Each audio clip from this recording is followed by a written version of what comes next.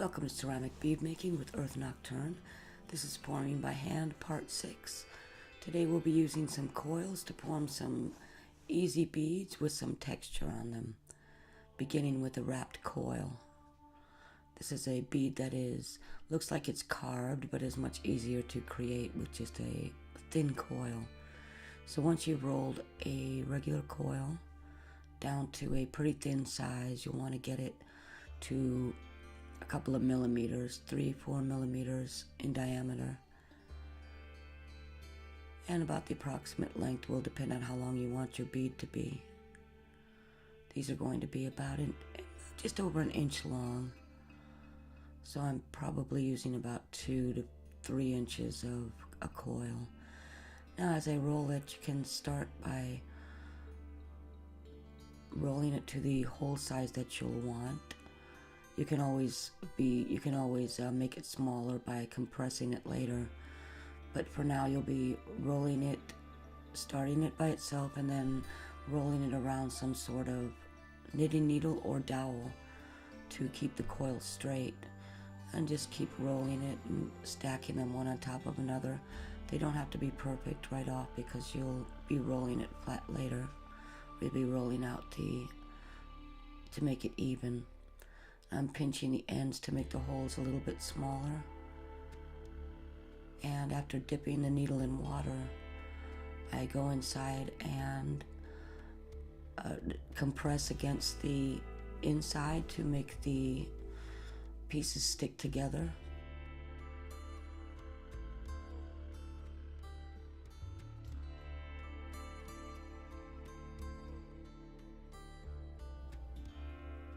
I'll use the same type of technique for making a round bead rather than the long bead we just made.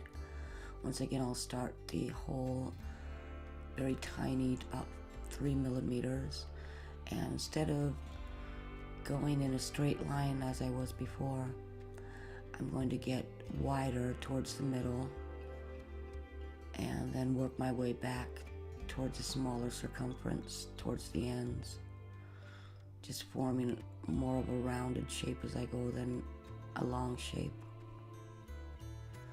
The coils have to be quite wet as you're doing this, so do use your mister or sprayer quite often to keep the coils from getting too dry, as they will crack as you're trying to form this type of bead.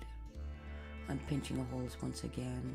This one's harder to get inside to wipe the inside of the coils together, but I can compress it and smash it together, and that will keep it from coming apart. Once again, you can roll it on the canvas to reshape it a little bit. Try not to press out too much of the texture, or just use your hand to make it rounder.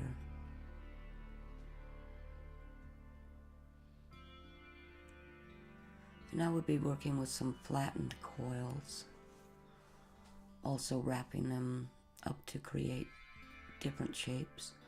So after taking your very thin coil, 4 to 5 millimeters diameter, press with your fingers.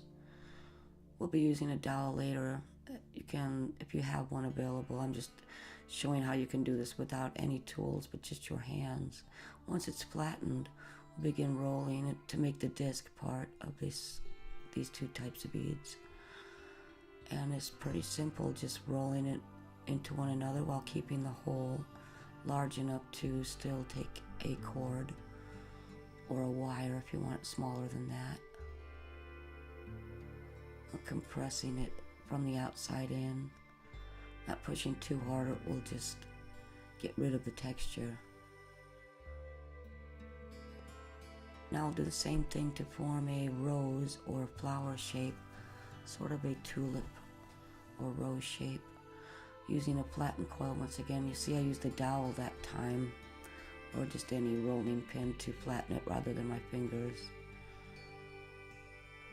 And rather than just rolling it evenly next to each other, parallel to each layer, I'm just slowly rolling it just a little bit below the layer above it.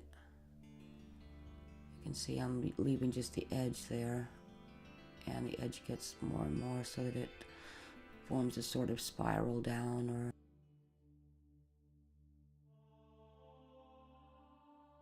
and then form the hole afterwards by placing the knitting needle where you'd like it to be. These can also be side drilled. These are center drilled.